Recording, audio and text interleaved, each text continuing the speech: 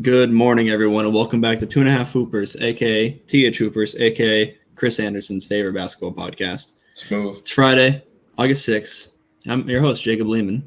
With me, I'm joined with, most of the time, George Martin. When I'm not actively sleeping 3 hours past my alarm, I am usually here with the host, Jacob Lehman. Last time, do I want to explain yourself. what happened? You can defend yourself. I explained it on the pod that you did not listen to, but I will. Do you have any defense for sleeping through the best pod of the year? I know. Free agency frenzy. It pained me because I was super excited to rant about the Knicks and talk about how well the Lakers did, but sadly, we were out until about 2 or 3 the night before. Or no, we weren't out, but Lehman was out. Lehman was at Canes, whatever, doing his thing with our other friends, which is fine. Obviously, I told him to rush. And then I ended up taking an early night. I went to bed at like 1, which is pretty early for me. You took a sabbatical. Set my alarm for 10, 10:30, whatever. I wake up at 1:20 the next day. I'm like shaken. I have no idea where I am. It's like those naps you take. You woke up like Dwayne Wade in that one commercial.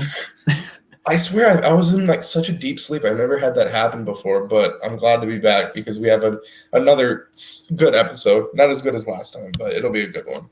Yeah, don't worry. I'll still let you. I feel like I'm talking with you the past couple of days. It seems like for once, you know what you're talking about. You have some good opinions, so I'll give you a chance to end the show. But we got a lot of business to take care of first. No Josh for this one. He should be back next time. And then just heads up, we said last pod this would be the division preview. There's just too much news still that we got to cover. A lot of free agent stuff, a few more extensions, some Team USA basketball that we're going to get to. So next pod will be the Pacific Division. We've been assigned our teams. George is already doing his homework on the Lakers and the Warriors. He claimed those. You already know I'm going to have the Sacramento Kings. So that's going to be a lot of fun. But yeah, first order of business. If you're watching on YouTube, please subscribe. On Instagram at TH Hoopers. I'm finally posting it in there on Instagram. We took a little bit. I took a sabbatical, social media wise. I was slacking there. And I think when I slack, George slacks. G_Martin21. Were you posting any of our podcasts? Yeah, the draft one and the one before. So not recently, no. The past week, no. Okay, but you've gotten your stuff before I did good stuff. Okay, G_Martin21 on Twitter. You get into 500 followers. That way we can get in some better groups as far as YouTube. What are they groups right now? What are they called? When you're like a speaker? Spaces. Yeah, Twitter Spaces. That's like the live. Yeah. But yeah, you comment on any platform. We'll interact with you, give you a shout out. Again, J Sports Podcast. Comments on YouTube this time, complimenting my Knicks rant on last podcast. I don't like the Evan Fournier signing. I'll probably mention every podcast, but I did not like it. And he commented on that saying I was Stephen A-esque. That's the highest compliment you can give anyone while talking about the Knicks. So appreciate that, J Sports. But yeah, we interact. That's why we got Frankie the Ace on the show, unfortunately. But yeah, drop a comment. You get a shout out. Fair trade. But yeah, we got a good show for you guys. Like I said, Team USA taking on France in the gold medal game tonight. Spencer Dinwiddie going to the Wizards. Julius Randle getting a mega extension from the Knicks. What the hell is going on with Kawhi Leonard? And then some of George's winners and losers from NBA free agency. Now that's really winding down. I'll kind of stay quiet there and kind of let George just tell you guys what he's thinking, because you guys heard enough of me on that hour-and-a-half podcast from last, what was that, Monday. So yeah, but I'm going to lead with this one. Like I said, you comment, you get a shout out, or you drop a question, we answer it. On Instagram, K_Gianni. Do you guys think the Heat are a top 3 seed in the East? I'll start with George here. They add Kyle Lowry. They extend Jimmy Butler. They pick up PJ Tucker, bring Duncan Robinson back. Oladipo should be back in March, maybe. Who knows with that? But yeah, what do you think? This might be the unpopular answer. I'm going to say yeah. So the two top teams that come to mind being better than them, Brooklyn and the Bucks. Those two. Top 2 seeds probably. And then you look at Philly, last year's 1 seed. I don't know what's happening with Simmons. I don't know if he's coming back. I know they're probably a little bit better regular season wise, but I love the Heat signings. They added defensive versatility, PJ Tucker. They also picked up Markieff Morris. I don't know if you saw that, Lehman. So they have a ton of versatility defensively. They get Kyle Lowry, who's like the perfect point guard next to Jimmy. It relieves him of so much, and it allows him to do more off-ball, lock in more defensively. I kind of felt like last year with, Dragic in and out of the lineup at times, and I think Kendrick Nunn was dealing with COVID as well, that they really just didn't have a guy on offense that could lead. And we talked about it. They had so many inconsistencies there. Like Kyle Lowry is the perfect guy to fix that. And I do expect Jimmy and Bam to both rebound. They didn't have great years last year, but I think they're very well fixed to be a great regular season team. They were as high as 4 last year with as much as they went through. I think they can be top 3.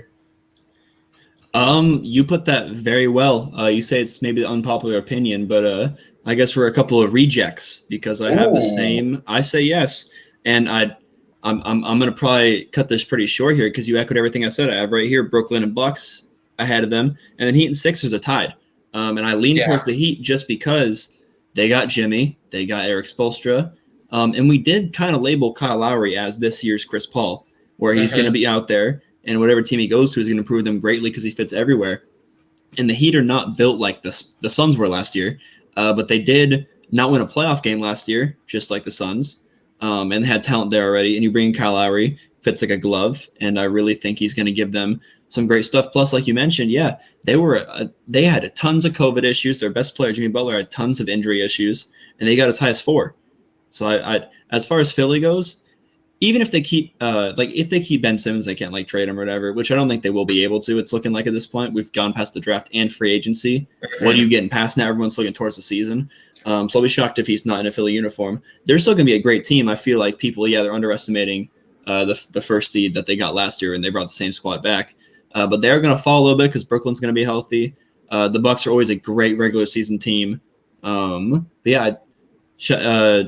Kevin, you have our seal of approval. You can lock in Heat top 3 seed in the East. I will say before we move on, I think if there's one team to knock them out of that top 3, it's not going to be Philly. I'm low on Philly this year. I think Atlanta, and I think you were talking about them as well, like Atlanta's your last year's Indy or something. I forget what you said in our group chat, but I'm really intrigued by them. The Bulls have the potential to be this year's Atlanta. Sorry. Okay, I was way off there, but yeah, I think Atlanta could contend with them as well.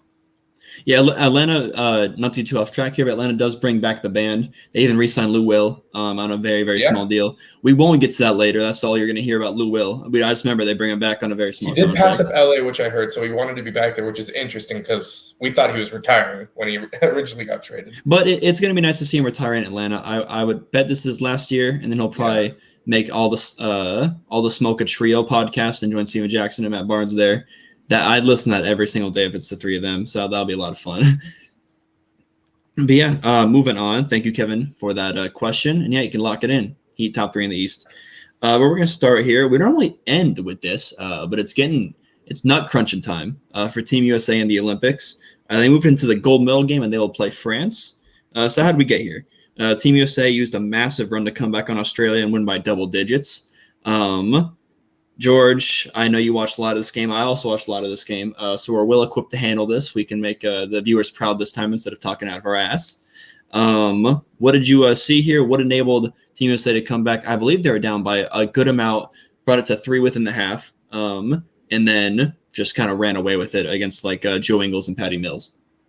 Yeah, I mean, I'm going to go to my patented flowers here, but it's just crazy. Drew Holiday was really the missing piece for this team. I mean, he is guarding 94 feet. He is hitting shots. He's defending his ass off, and he might as well.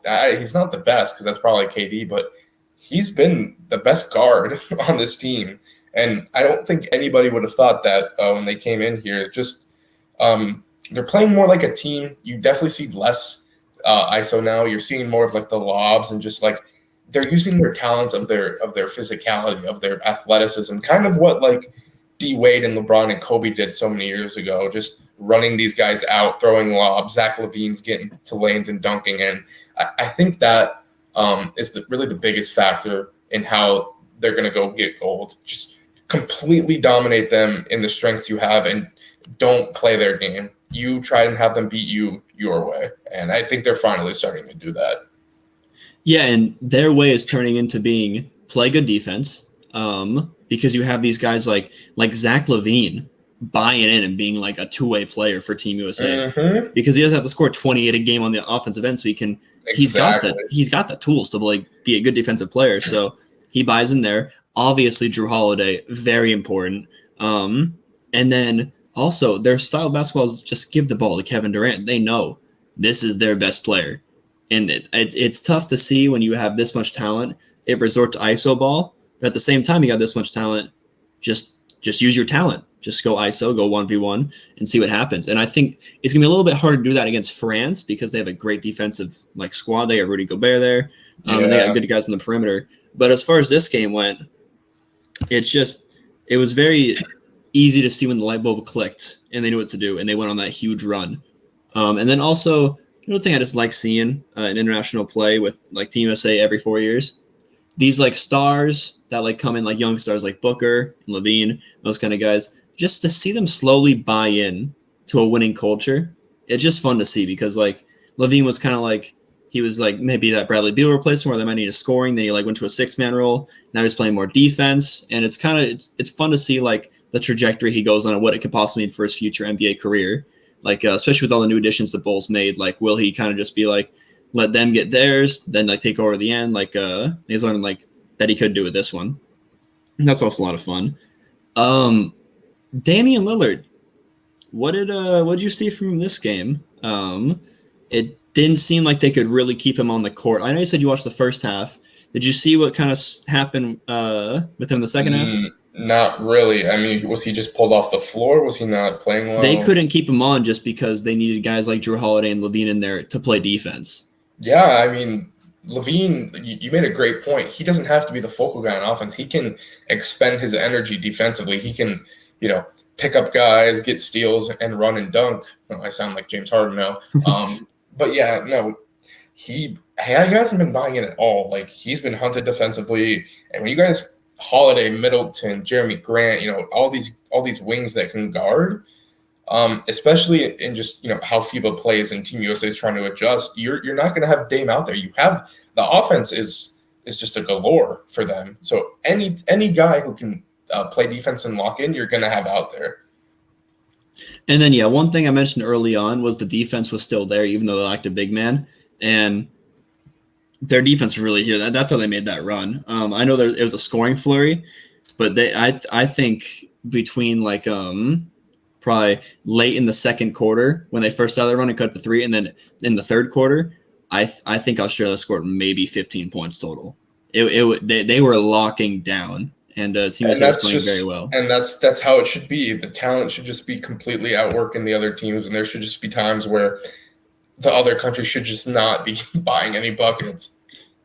Yeah, and it's good. They beat Australia. Australia will be playing for bronze. They've never medaled Australia in basketball, so it's still a very big deal to play in the third-place game against Slovenia. And we'll touch on this briefly. France beat Slovenia in maybe the best Olympic game that we've seen this Olympics as far as basketball-wise. Nicholas Batum got a minimum extension for the Clippers and just locked the hell in. He held Luka to 16 points. He gets the game-saving block, and he just plays very, very aggressive defense. Part of that defensive front that's going to be kind of a problem for the U.S. in the gold medal game. So did you catch any of this, or should I just give a brief synopsis? That game was at 4 a.m., man. Only Josh Nowakowski watched it. Salute to him. Yeah, so this was probably one of the worst Luka games we saw. He did have a little bit of a wrist injury. But yeah, only 16 points, didn't shoot the best. And it kind of showed just France's defense really be able to lock up the other guys. And they kind of looked a little lost without Luka, as him not scoring 40, which is what they've had to kind of rely on. I know I've had to eat my words as far as Slovenia isn't just Luka Doncic, but against a team like France, it shows that, hey, maybe you are just like, you got good guys, but they're not going to be able to really help Luka in any substantial way. So it was a lot of fun to watch that one. Super close game. I caught the highlights, of course. I was not up at 4 a.m. I'm not that dedicated, but France is gonna be a little tough for Team USA. What's your prediction for that one, for the gold medal game? Yeah, we're getting gold. I'm not worried about a team with Rudy Gobert getting first. Come on, we've been this far in the Rudy Gobert slander. I got to extend it. I know Josh will like that, but yeah, I expect more of the same. I think with every game, the squad's just getting better, and it really seems like your best chance was to knock them out early. They were struggling in this game. I felt like it was an early punch, and they didn't respond when they did. Obviously they'd be home, or no, they'd be playing in the third place game. But at this point, I just think they're just rolling down the tracks, and nobody's going to stop them. Yeah, even with all the stuff I've been saying, I do think Team USA will win the gold. After all they've been through, it'll be very impressive. It's probably the hardest earned gold that Team USA has had in quite a Definitely. while. But yeah. And then thoughts on who you got, Australia or Slovenia getting that bronze? I've been on Slovenia's hype train, so I'm going to go with them. It depends on Luka's health, I guess. I don't know what that is. But I'll take them in a bounce back game. So we'll go with that. I don't think Luka believes in participation trophies, so unless he's 100% healthy, I don't see him Oh no, playing. man. He was devastated after that game. Winning for his country means so much. So he's still going to go out there. I don't know their history of meddling in these basketball games, but I know he's going to want to bring something back to his country. Yeah, so I do know Australia hasn't medaled, but I don't know if Slovenia has. I wouldn't think they have, but maybe they got a bronze in one of those years that USA was just going to town on those guys in the 90s and the early 2000s. But we'll have to fact check that and get back to it. See if it is their first time getting bronze. They do end up winning it. Moving on. We'll see that. That's today. I will be watching that. It's at a crisp 7:30 Pacific Standard Time, 11:30 in Tokyo a.m. So very, very watchable. You better catch it. It's your country. Or is your country Greece? No, Greece is second in these games. Okay, all right. So your team is okay, cool. All right, moving on. Spencer Dinwiddie, he is headed to the Wizards on a 3-year, $62 million contract. Woj says 60, Shams says 62. I believe Shams.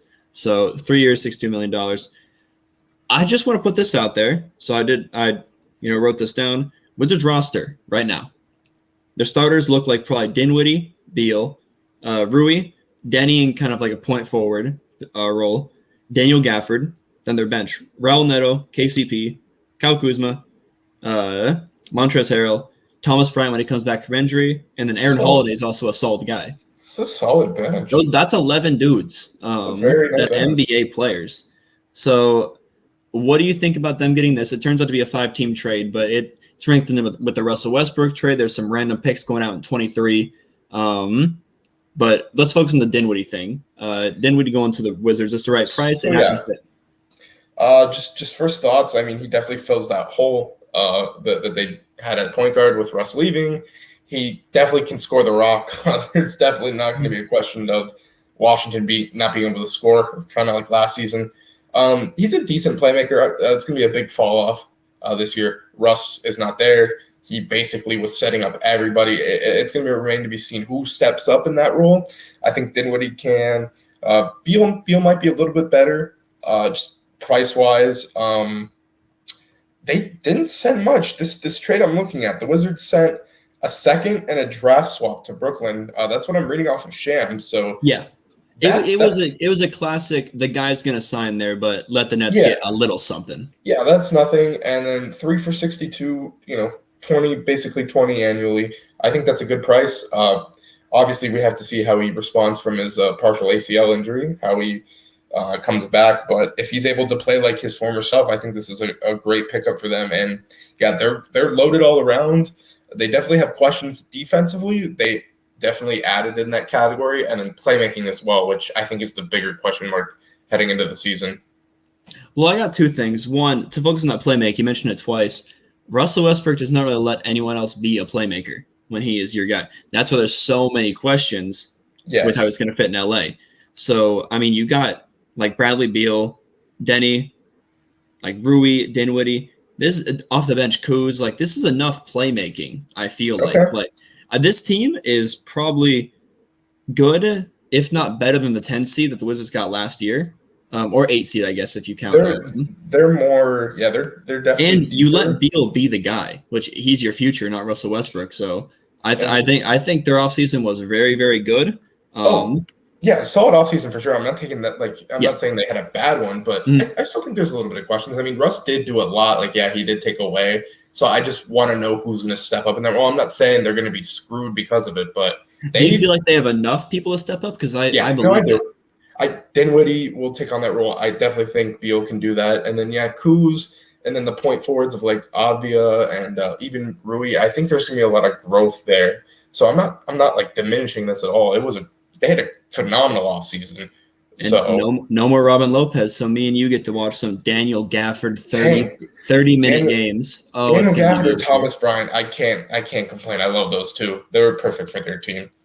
It's going to be a lot of fun. And then also to end it off for the Wizards, they had John Wall, and they turned him into a year of Russell Westbrook, and then they turn him into, technically, because he's part of the Russell Westbrook trade, Dinwiddie, KCP, Kuz, and Trez. That's pretty solid. Plus a first, which they had to give up in the John Wall deal.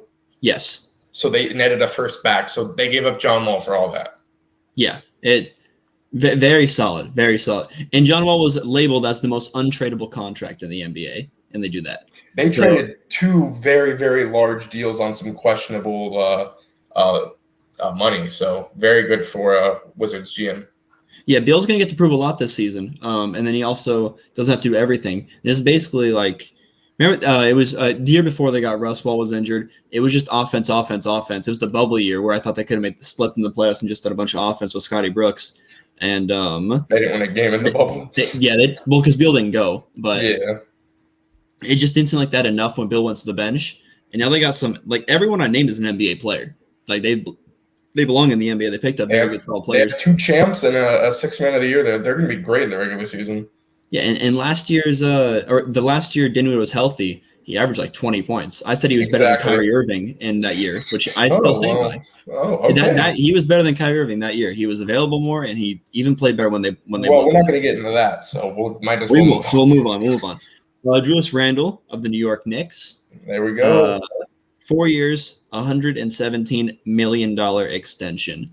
Technically a 5-year because he has 1 year left on his normal deal. But the real money starts in 2022. So I'll let you talk about this, and then I'll give my thoughts. So, obviously love the move. New York, no-brainer to extend him. He was absolutely phenomenal in the regular season. I know postseason he struggled mightily, but some of that did also have to do with the roster and just, Julius couldn't do everything scoring-wise. He just couldn't be the number one. Derrick Rose was their best player, but I know Lehman covered that last episode, so I won't ramble on in that. $30 million annually, that's pretty solid for him in a league where people are starting to get 45, 50, and Julius is only going to propel upwards, and the cap's only going to propel upwards as well. So I think just looking at the deal money-wise, I think this is solid. This might be a bargain. I don't know what you think about that, but all around, they had to get it done. They did. Felt like it was a good deal. So, A+ here. I wouldn't go as far as to say a bargain. He's still a fringe all-star, and you're paying him $30 million. But with that being said, he put New York back on the map. Yes. He was their first all-star since Carmelo Anthony. They made the playoffs for the first time since Carmelo Anthony. And he said he wants to retire a Knick. Everyone loves him. That alone, just what he's done for the Knicks last year, warrants just $120 million in his pocket. So I have no problem with this extension. And then also, no contract is untradeable. And like you said, guys are making $50 million now. So this would, in 2012, this would equivalent to maybe $14 million a year. The cap is inflated insanely. So and just I think I'll reword myself here. Just where I think he can grow and where he's projecting to go. I mean, if he's a top 15, top 10 guy in 2-3 years and he's only making $30 million, some of these guys are on horrible aged ending contracts and they're making 50, 52. I mean, that's where it can be a bargain. So I don't looking at it. I think you forget how old Julius Randle is. He's what? End of his 27, 28? Around there, yeah. I still think it can be. players' primes are like until 32, 33. So once he's done with that, I mean, But I don't it's see him fine. doing too much more improving, although he has improved almost every year. I mean, first time All-Star at, He was like if a I'm correct, 40% 3-point 26. shooter. So We'll see. I still okay, maybe not like a bargain, but I just think it's very solid for where I see him going and where the anyways, cap. I'm happy for him. He gets injured his first game. He has a very rough going with the Lakers when Luke Walton's benching him for Larry Nance Jr. because he wants to fit the lineup better with all these young guys they have. He starts playing on like bargain deals for the Pelicans, averaging like 17 points. They bring him back a second year on like $8 million. Somehow he has the worst agent in the world. Then he goes to New York. He gets a decent payday. He's from New York. And then, now he actually gets He's great from money. Texas. He's from Texas? He's from Dallas, I believe. Oh, he's always linked to Dallas. That was the hometown discount. Okay, yeah. So, Anyways, scratch that. But, very happy for him. And like I said, everything he did last year is worth this extension and then some, unlike the John Collins deal. But I already talked about that. what was that? All right, What we're segueing? Oh, never mind. No, a few small signings. So as to start, we'll go in chronological order. Danny Green, or actually no, it's not chronological. We'll start there. Danny Green back with Philly, 2 years, $20 million. He was linked to the Lakers, the Knicks. Finds himself back in Philly, so they're bringing almost the whole gang back. What do you think about Danny Green, 2 for $20? This is a good price. I won't say bargain again. I don't want to get ridiculed. I think it's a good price. No option as well, so they're tied to him for 2 more years. 40% 3-point shooter, good defender. He can still defend. You're yawning, just making sure you're Mike. But he's currently 33, so I think he has a good amount left in the tank. And when he went down, I don't know if we talked about this. I mean, they looked a lot different. I don't know if it was like, I don't want to be like leadership, or they definitely missed him. So to get him back for 10 mil, pretty solid price, as long as he doesn't fall off randomly like he did with the Lakers 2 years ago. Can you just be a 40% shooter? This is a great signing. Oh no, I would go. He's a bargain. He gives. That's good. That's good. If he hits it, his defense alone is worth $10 million. And you brought up a good point there. In the Hawks series, they're up in the series. He goes down. Trae Young starts hippity hoppity stepping all over them. Like they did not have enough perimeter defense to catch up with him. Too bad their runner-up defense player of the year couldn't help them, Ben Simmons. But I digress. But if he can hit threes, like this is a great. He is 34, by the way.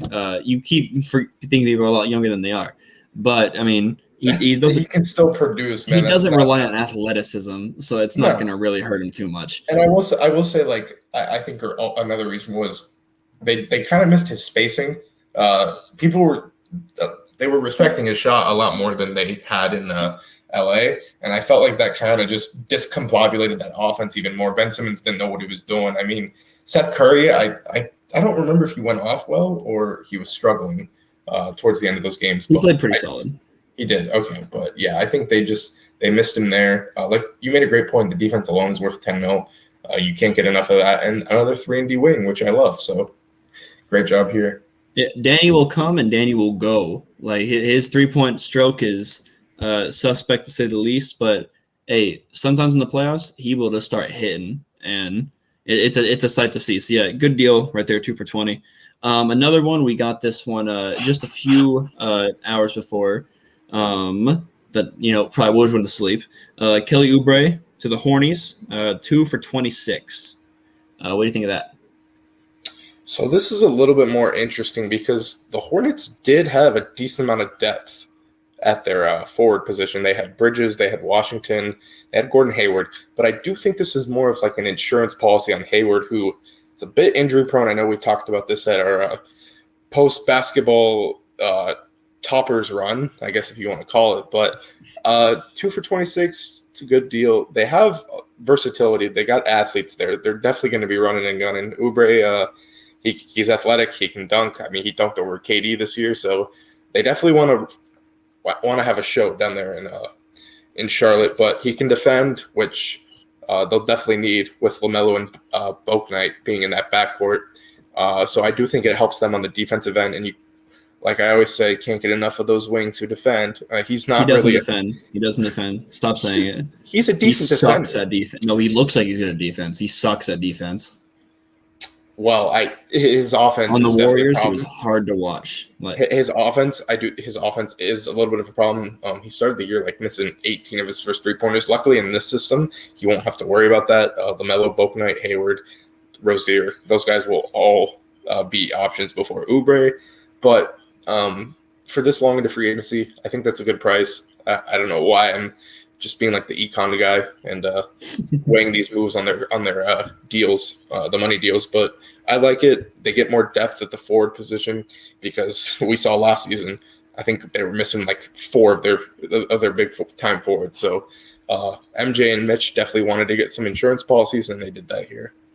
Yeah, you make a good point. The insurance policies, yeah, all their forwards were injured last year, all of them. It was a mess, and but they, like you said, they got Hayward, Bridges, Washington. You forgot the Martin twins too, who can give you valuable minutes. So if Kelly Oubre is playing anything over 25 minutes a game, that means your Charlotte Hornets are not doing very well. They're injured and they're playoff race. But as a backup, I'm fine with him. He lost. I like looking at him. I don't like watching him play. He's not as good as I feel like people think he is because he really fell off last year. Like he really fell off. But hopefully he can bounce back. Hopefully it was the Warriors system, and yeah, he'll get a lot of open shots playing with all those guys that can create shots.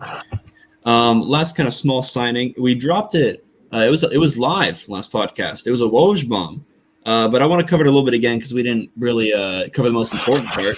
Eric Pastel is traded to the Jazz for a 2nd-round pick. Him and Donovan Mitchell are boys. Like they grew up together, childhood friends. So I think that's pretty cool. For a 2nd-rounder, is this kind of a cap casualty from the Warriors trying to save a little bit? Because he's not a scrub. Like he's a decent player. No, only getting a second from him is horrible in my opinion. That's basically nothing. I don't know the protections on it. I don't really care. But yeah, this saved him, I believe, $12 million in a luxury tax room, even though he's making like a minimum contract. That's just how crazy the luxury tax is. So yeah, they have a huge tax bill. I think it's like one of the higher ones again. Last year they spent like $200 million. Steph Curry's making $50 million. Yeah, like there's not a whole lot of room to pay the guys. They're trying to just around the margins, just try and lower that bill. But it kind of sucks to see because he produced well as like a small ball 5 or a power forward, and they just got rid of him for nothing, and that's definitely going to piss Warrior fans off because you're trying to maximize Steph's prime here and you're getting rid of contributors. Last year I think he did get hurt, but they were playing like G leaguers, and Pascal would have been a necessity out there for that rotation. I will defend the Warriors a little bit here. They're a very deep team now. They got a lot of guys to develop. You don't really know where to put Eric. Is he an undersized big? Can he play the 3 or the 4? So he does. They don't have a huge need for him. Yeah, the 2nd-round pick I don't really feel was a very good value for it. I think it's a good pick for the Jazz, even if it is just to get Donovan Mitchell a friend, like just whatever it is. Like that's kind of fun. But he can also hoop, so it's a good pickup for them. But, yeah, the Warriors got a lot of guys that they're gonna have to figure out, especially wings. So I'm not too pissed off they're losing a guy that could have played 25 minutes in that squad. He probably would have rode the bench. So get a 2nd-rounder, save some money. The world turns. All is good. Any other small signings you want to mention? I think you got them all because you told me these small signings. You did the homework for me. Yeah, these were really just the ones from the past day. The Raptors signed Kem Birch. He was a center to 3 years, $20 million. Yeah, multi-year deal. Yeah, he's another backup. I assume they're going to lose Aaron Baines, sour cream. I don't think they're bringing him back. They released him already. Yeah, they released him. So him and Bobby Boucher, I guess, are running the show. So they do not want any centers. They should go get Whiteside. I don't know. Yeah, he doesn't really fit, but sure, why not? It's a veteran presence. They need at least one big body to put against. I just don't know. I just don't know their direction. I guess we're gonna get a little bit off topic here, but just they traded out Lowry. They didn't get many. Oh, they did get Precious Achiuwa. Is he a center? He might be a center. Yeah, but he's 6'9".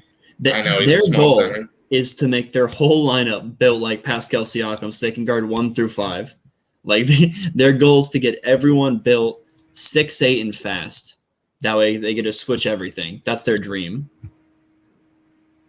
Yeah, I say from more of a standard like that they got rid of Lowry, they got like an old guy back, and then a project or an undersized center. I just don't know if they're going to contend. They took a guy who questionable fit, and Scotty Barnes, the talent's there.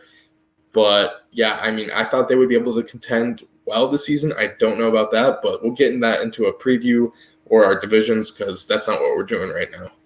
Yeah. What we are doing right now is we're gonna figure out what the hell's going on with Kawhi Leonard. He's not making news, but I feel like he should be. And I'll take this one, and I can get your thoughts on it.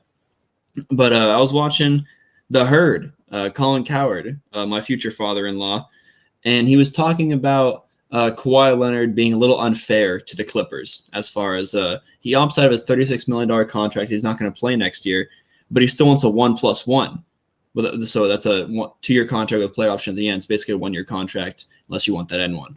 But if he wanted a 1 year and he goes out of it, he wants another one, that means he wants more than $36 million. So that's upwards $40 million to sit on the bench on your dime in rehab in LA.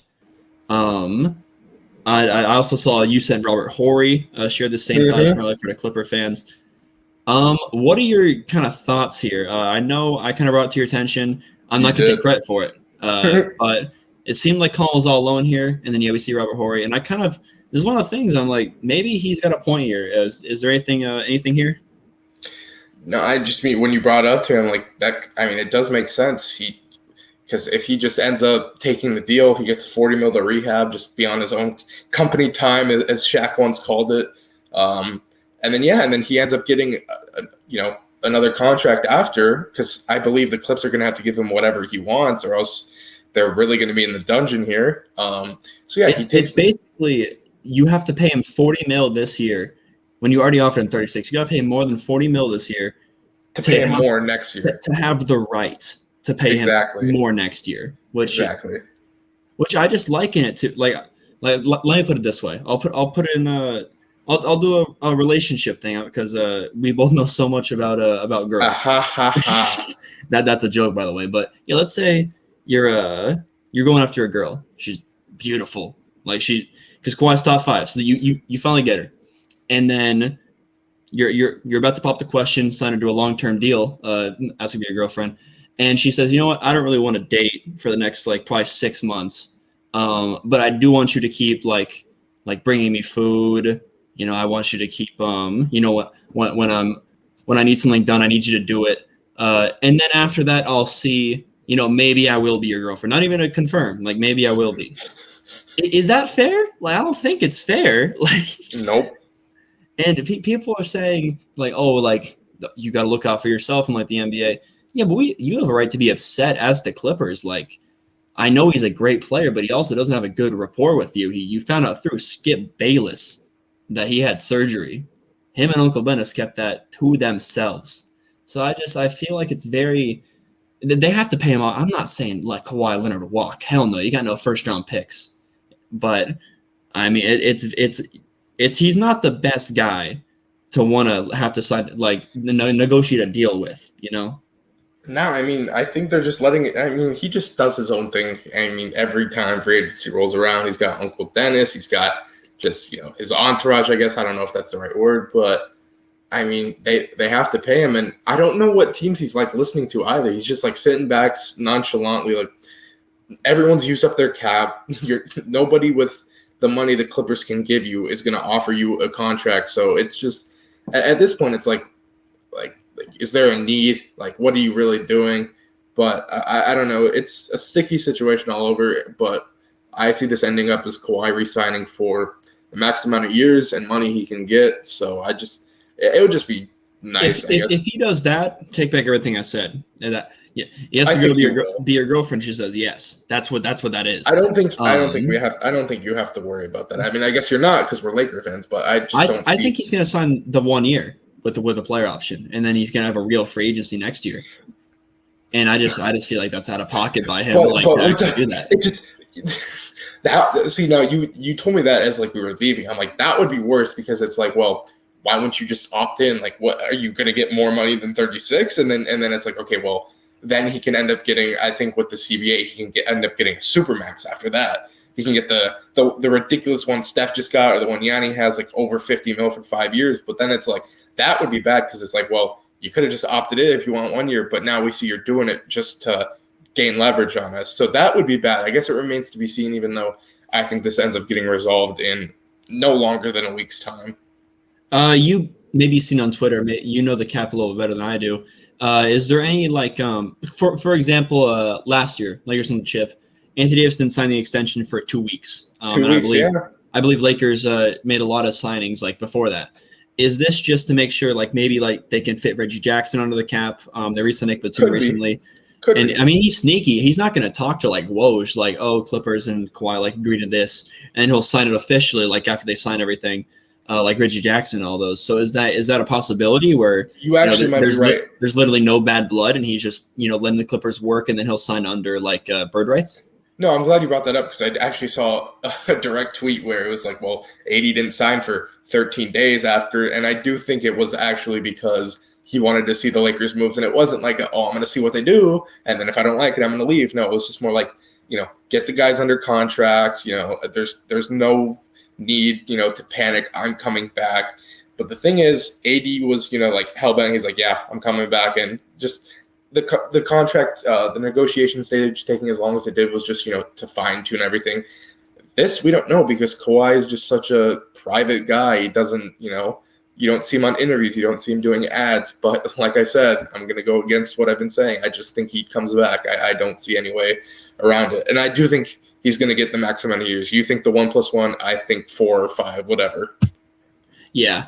If he leaves the Clippers this year, color me pink and surprised because I do not see that happening at all. But it's just weird. Unless it is if they sign Reggie Jackson and then 2 hours later Kawhi agrees to a new contract, whether it's the 1+1 or another one, then this whole timing thing is overblown and we're just being big fools.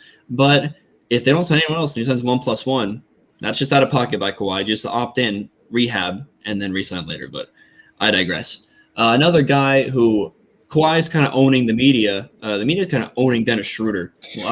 He's the biggest L of this offseason. This is ugly, man. You can make a winners and losers list this team, that team, this owner, these fans. Dennis Schroeder is the biggest player loser. He should I don't know who declined that 4 years, $84 million that the Lakers offered him. I don't know if it was his agent or him. I don't know. It wasn't smart. Everyone's cap is dried up. I don't know. I don't know who wants to sign a trade with the Lakers now. I don't know who wants to even assign him outright. What happened with Dennis Schroeder's free agency? I mean, I guess you could start with him. I mean, you could go all the way back to when the Lakers first acquired him. He came in and said, I want to be the starter, when I really don't think he's ever been. And he just came off a season where he was second in Sixth Man of the Year. So he came in to the defending champs of all teams as well. Okay, I want this role. I'm doing this. And if you don't, I'm not playing. So just his ego just overtook this team really. And if he played six man and, put up numbers like he did with Oklahoma, he probably ends up getting a similar contract and isn't in this fiasco. So just throughout the year, all these shenanigans, saying he wants 100 mil, declining the 84 mil, regardless of whoever declined it, they're both at fault for commanding so much more than was really right. And then, just the ego thing, and then there just being such a huge market for point guards, I think every team just went, well, there's so many more guys on this list. There's Dinwiddie, there's Lowry, there's Russ, there's what point guards am I forgetting here? Sorry, that came out. I'm eating my birthday cake. Reggie Jackson's on there. Reggie Jackson's on there too. I mean, there's a plethora of point guard. Alonzo Ball. This was an insanely deep point guard class. Mike Conley. There was a lot of dudes. So I just feel like teams looked at other options before him because of everything I had mentioned. I mean, but at this point, it's really ridiculous. I mean, we're day 4, day 5. I mean, he's a very solid. He should be signed for 12 to 15. He's a great defender. He's a solid playmaker, and as a 6-man role, he could be he's one of the better 6-men in this league, top 3, whatever. When he buys into his role and he's locked in, and even for a stretch with the Lakers, they kept that number 1 defense afloat without Bron and AD.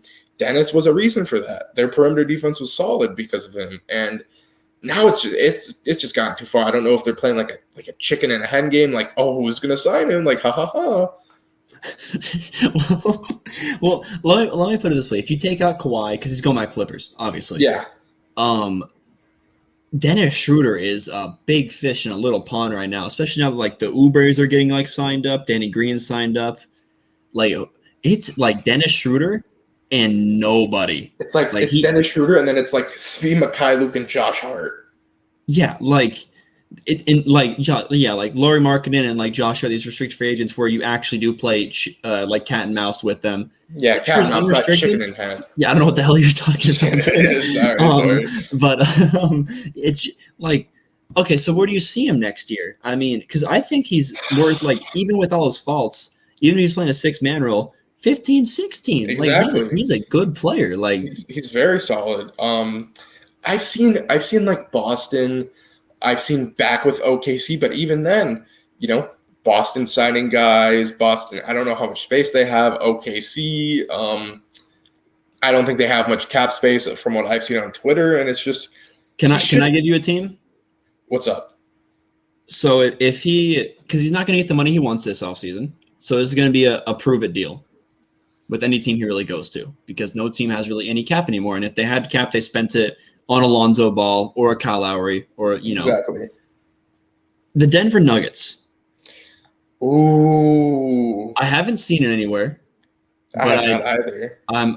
I really think if he is going to sign for low money, that's the obvious pick, because you fill in for Jamal Murray, you start there, obviously, unless they want to start Austin Rivers, which I don't think they would. You play with one of the easiest guys to play with in Nikola Jokic. You boost that goddamn stock up. Jamal Murray comes back. Go back to the bench. Don't complain. Be the elite six-man you are. Get that stock up, and then you cash in next year when the free agency pool is a lot less deep. That's a brilliant idea, and he also helps with their defense. I mean, him and Will Barton in a backcourt. That's such a great upgrade from what they've had. And Jokic isn't a great defender. I know. I like to give him more credit for that, but he's not the best. And I don't even know who their starting four is. Oh, Aaron Gordon. Duh. He's very good. So they'd have a solid defensive core. And MPJ is a turnstile, so it'll help him there. But yeah, he balls out the first half, and then he goes back to that role. And I mean, he would do great there. Like I haven't seen that at all. He probably doesn't want to play in Denver though, but. Sucks for him. Suck it up. Hey, I'm not one of those guys where I like to plug and play guys everywhere because then it's sure to fit a lot of places. But I know it'll be a small contract. It's probably maybe they have, if they have the mid-level exception left, he would get that. I think I saw a report saying like if any team is going to go after him, it's going to be through the MLE. So yeah. 10 at the most, and it could even be like less. Unless he wants to come play backup to Russell Westbrook. Like the Nuggets are one of the few teams. They have their point guard of the future, Jamal Murray, but he's not coming back until probably January, February.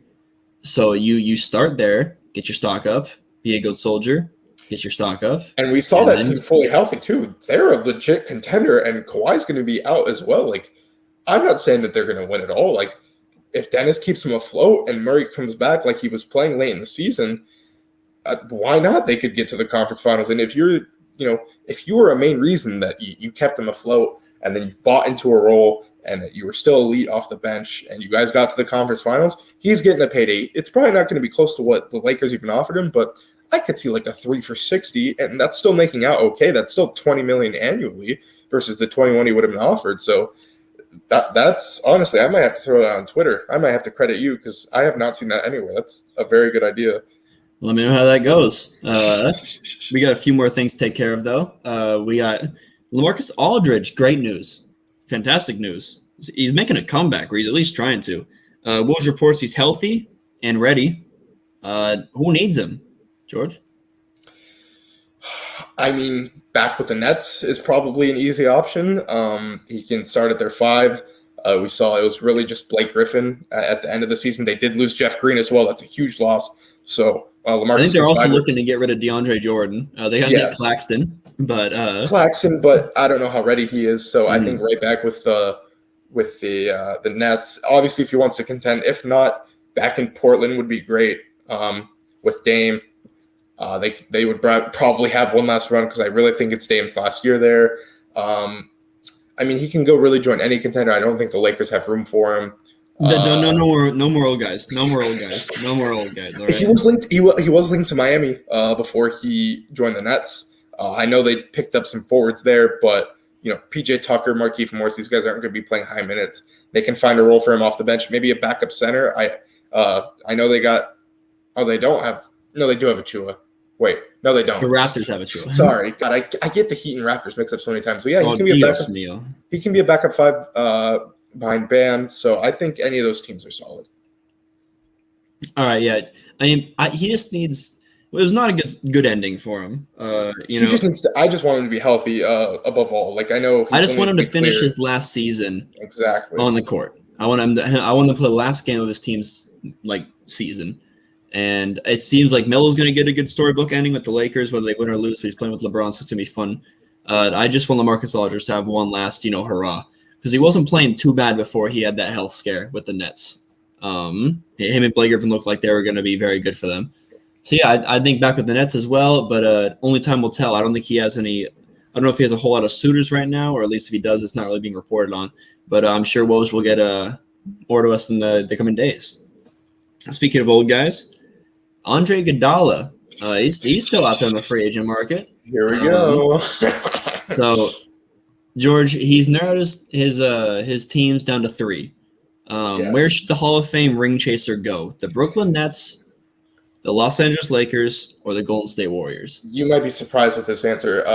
Any free agent, especially if one who can play defense. I know Lehman thinks he's totally washed. I think he can still contribute. I actually want to see him go back to the Warriors, go back home, because I know that this Warriors core isn't getting any younger, and I know Steph just signed this extension, but this is really like their best last shot to contend. So I would like to see them ride it out, because I know Iggy's probably done after this year. The basketball fit probably makes more sense in Brooklyn or LA. Probably Brooklyn the best, but like I said, just for like the entertainment watch of it, I'd like to see him back in Golden State. Sorry, I had to water up so I don't cough again. This cake is very dry, but anyways. Oh, is it a Baskin-Robbins cake? It's a Vaughn's cake. Oh. So I don't know. It had a big old Lakers logo on it because I'm an unbiased host. But you're just used to decadent cake, I guess, huh? Best of the best at BR. Yeah, exactly. But yeah, getting back on basketball topic, I don't really see a fit with the Nets. I mean, they're very wing heavy. I don't know where he really has a spot there. I think the fit is where your initial pick was, the Warriors. He could be a good mentor to Kuminga, to Moody. Definitely. It's also pretty crowded, but the Warriors are already juggling this half veteran, half rebuilding phase. Just add him in there. But on the other hand, I'm gonna name all 3 teams. I'm gonna be the ultimate George. He's been linked to the Lakers since 2012, before that Dwight Howard trade. It was the same thing with Melo. Melo's been linked to the Lakers since 14. Every time he's bought out or rumored to be bought out, the Lakers are gonna get him. So this might be the time they finally do it. You wouldn't be happy. I mean, I'd be happy if he takes Trevor Ariza's minutes, but I mean, they're the same player, man. I don't. You see, don't say no. Iggy has a lot more left than Trevor Ariza is washed. You will see this season, because I know you don't watch every Heat game, but you do watch every Laker game. So that's good that you do, because you will see Trevor Ariza is washed. Andre Iguodala has a little bit left in the tank. Plus, I guess him and Trevor Ariza both give you some pretty good defensive IQ. But I digress. But yeah, I pick Lakers. Where's he going? You say Warriors? Okay. Yeah, I would say he goes back home. All right. Rob Pelinka is always cooking up something. He has some roster spots. Who knows? All right. So enough of that. We got a little bit of time here. About 10, maybe 15 if we're informational. I want to give you a little bit of time to discuss your winners and losers from free agency. Cool. We'll start with the winners here. Just go one team at a time. Let me, at least give a little bit of my 2 cents and then move on. And then tell me when you're with the winners and we'll go to losers. So my first winner here is the Chicago Bulls. I feel like this is a majority of people's pick. They instantly upgraded a big hole they had last year with defense, especially perimeter defense. They get Lonzo Ball. They also get Alex Caruso, shedding a tear right now because, Laker Nation loves him, but they got some defense because, they traded for Vooch and then they didn't know how to defend a brick wall. So that was huge. And then also, why did I think Dinwiddie? DeMar DeRozan. That's going to be huge to have like a second option, a guy that can get his own bucket off of LaVine. And just, LaVine playing alongside Zoe really will open up opportunities for him to grow defensively. Lonzo can guard the best guy, and then LaVine can kind of just, sit like a free safety and just learn and grow. So that's an incredible – they had probably the best offseason in my opinion. That's why I put them first. Okay, yeah, I think they had one of the best off seasons. I'll focus. I'm not gonna. They had Lonzo Ball fits like a glove. Love it. Pair him and Zach LaVine in the backcourt really picks up there. It's the yin and yang. Offensive oriented shooting guard, and then defensive minded and pass first point guard. Love it.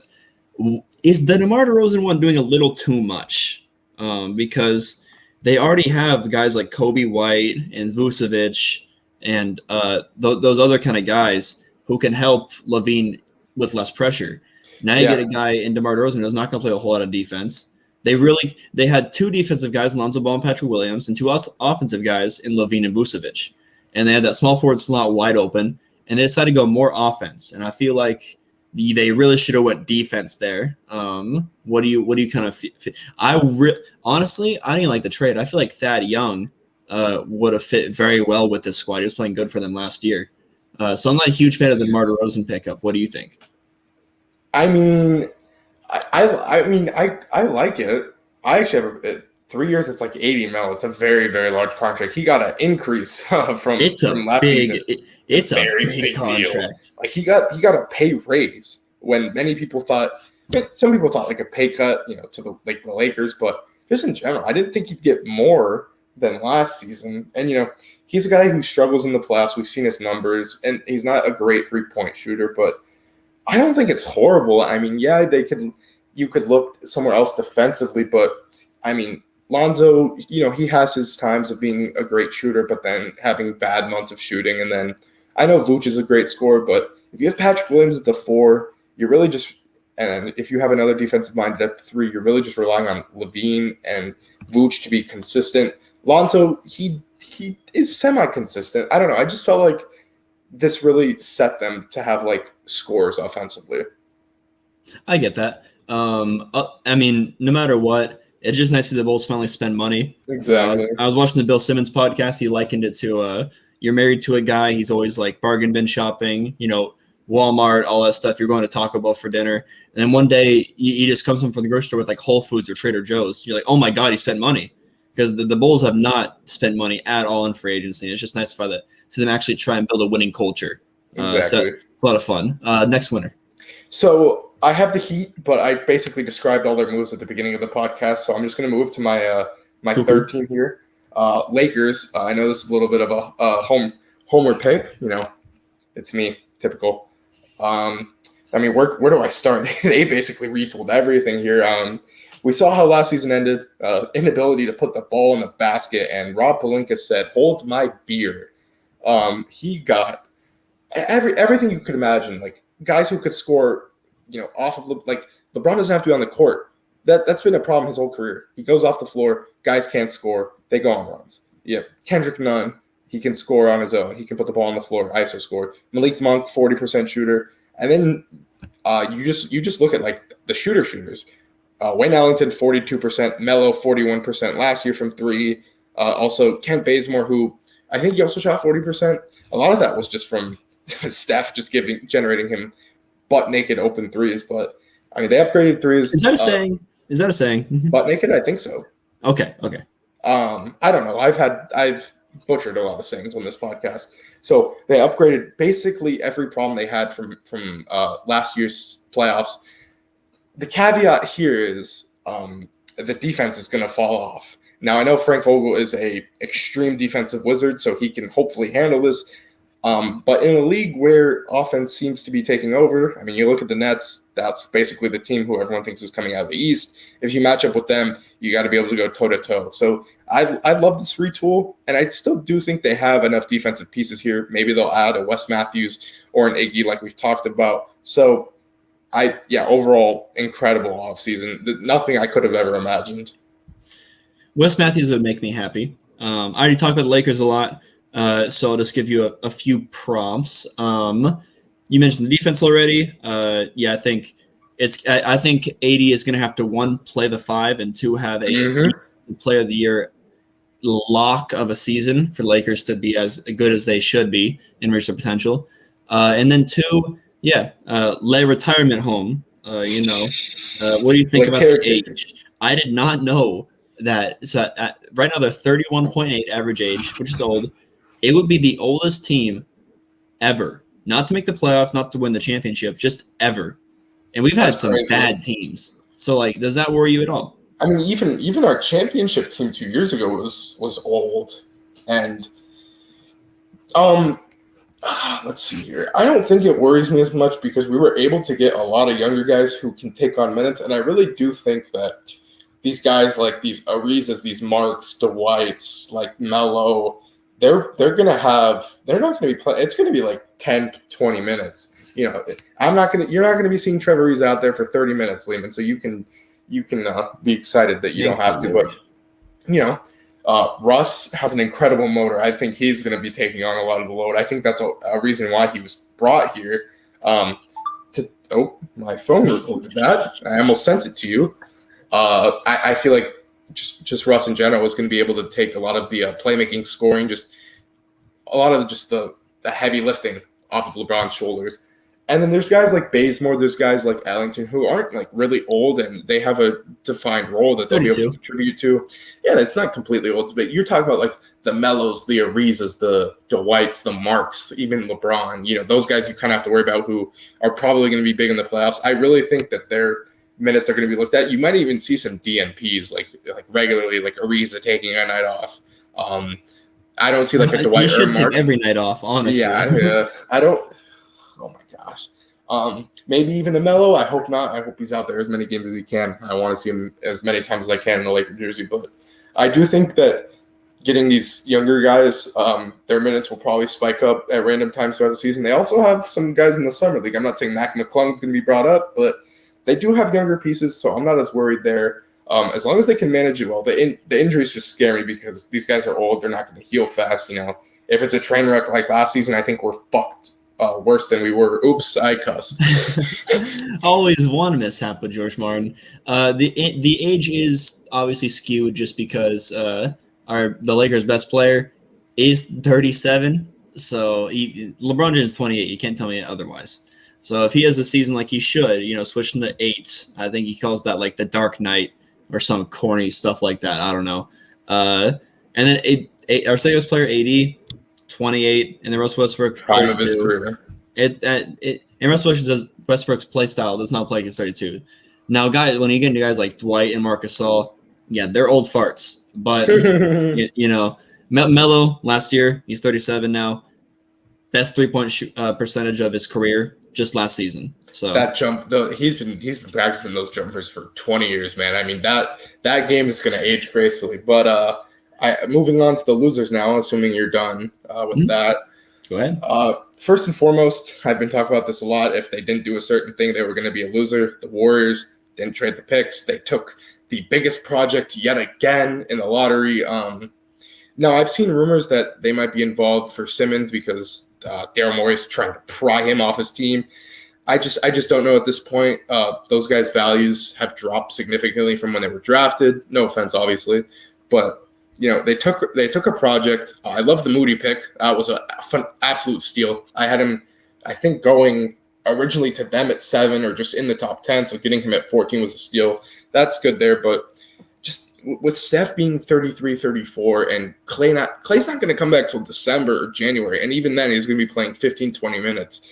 It's basically going to be just a replay button of last season. Steph's going to have to do a ton, and God forbid he goes out for like 2 weeks, from just having too much stress. what are they going to do? Who are they going to rely on? I don't know. Moses, like Andrew Wiggins, I just don't know.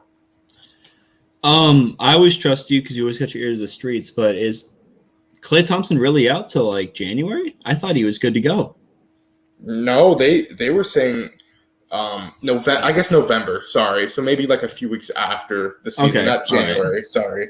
And then I think when he's back, he should be a little bit. But even with that, they didn't address last year's main problem, which was the not Steph Curry offense. And Steph Curry can do a whole lot for you, but I mean, unless you and they don't like really have.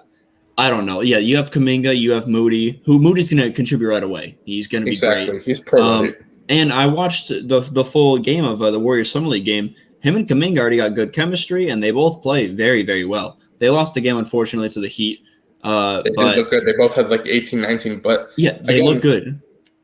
But the problem with that is they're going to come to a whole different team. Like, yeah, if they were just developing through them, like, yeah, they'd probably lose a ton of games, but they'd be developing, and now they're going to be like just these misfits in this veteran Warrior system, and God knows what Steve Kerr is going to whip up. I mean, we saw what happened with Wiseman last year. He's not the best with young talent. Obviously, he's had, his whole time in Golden State, he's had prime Steph, prime Klay, prime Dre. So that remains to be seen. I just hope Steph can repeat last year. I bet Mark Jackson could have done wonders with these young kids, but no, Steve Kerr had to come in at the right moment and get all these goddamn rings. He got lucky that the Cavs got hurt, and then here comes KD. Oh my God! Bring back Mark Jackson. My next one, I want to go with the Knicks here, but I know you had a whole ramble. I'll go really quick. Signing Fournier to a max. It was close to a max, but using a big fraction of your cap. $1 million over. It just doesn't really fit like what they need, and isn't he like? Is he over 30? He's not young. He's not young, so it just doesn't make sense timeline wise. Hey, you weren't on mute, and it doesn't make sense fit wise. I mute the mic and there's no color. Oh, no, and then my God! Well, I coughed away. I still heard it. So yeah, that's continue. Just that in general. Why I think the Knicks were lost. They could have prioritized a whole lot more. I don't want to get Lehman upset here. And then my last one here. I don't know what people think about this. The Celtics. They just bought out Kemba. They didn't get anything back, and he goes to the Knicks for $8 million. Just like that. They signed Cantor, which Lehman said. They did trade Kemba, and then they traded everything they got for Kemba. So they basically did release him, but the Thunder did buy out Kemba. Oh, crap. Whoops. Well, they traded the one piece they got for Kemba. Yeah. To get, not exactly a world stopper. So, I mean. But they didn't really replace. They don't have like a point. Is Marcus Smart going to be their point guard? I don't. Isaiah Thomas, baby. I thought that they could have looked for like Dennis Schroeder maybe, and then they bring Cantor in. He's never really played great for them while he was there. They just didn't do much. I feel like that's a loss for them. They could have capitalized on a lot more. They just kind of sat there and Brad Stevens kind of looks like Danny Ainge in the light. I don't know. I was giving Brad Stevens so much credit, and then I wake up, I didn't work that day, so I woke up at like noon, pull the George Martin, roll over, wipe the crust from my eyes, and I see an article by Woj, and it says that the Celtics did not make moves this offseason with one person in mind, Bradley Beal, next year's free agency class.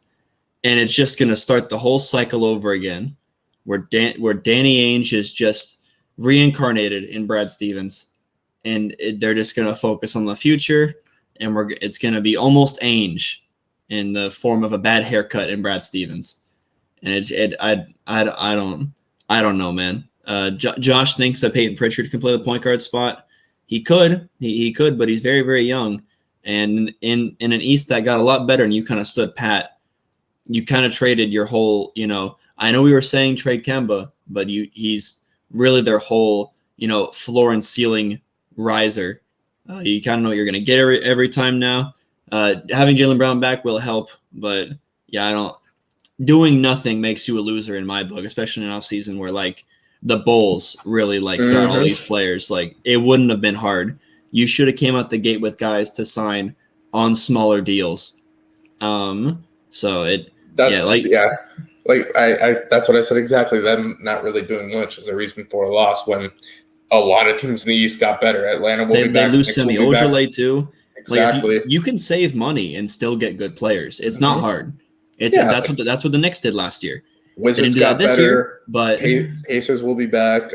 Knicks, Hawks, and then of course the Bulls and the Heat improve. So it's going to be a tricky East. It's going to be a tricky season for the Celtics, but they still got Tatum. So I mean, they're not going to miss playoffs or anything, and Tatum's great. But as long as they're healthy, but it might be a struggle. But those are my losers. So sounds good. Well, you'll get to tell more about free agency when we do the division by division. And you get the Lakers and Warriors to start 2 teams on your winners and losers list. So just keep that same energy. But I'm gonna call it there. Thank you for listening to tonight's episode. If you're watching on YouTube, so subscribe. George's camera should be back once he gets a night light. But right now it is dark outside and he has no camera. Hopefully when his camera's back, Josh is back, but who knows? But yeah, Instagram at THHoopers. I'm posting there now. Twitter, G_Martin21. And then I think George will start doing TikTok. I think George wants to start clipping stuff and sending it on TikTok. See if we go viral that way. Like a few of the people that go viral. So yeah, enjoy the weekend. Thanks for being an OG, and everyone, take care.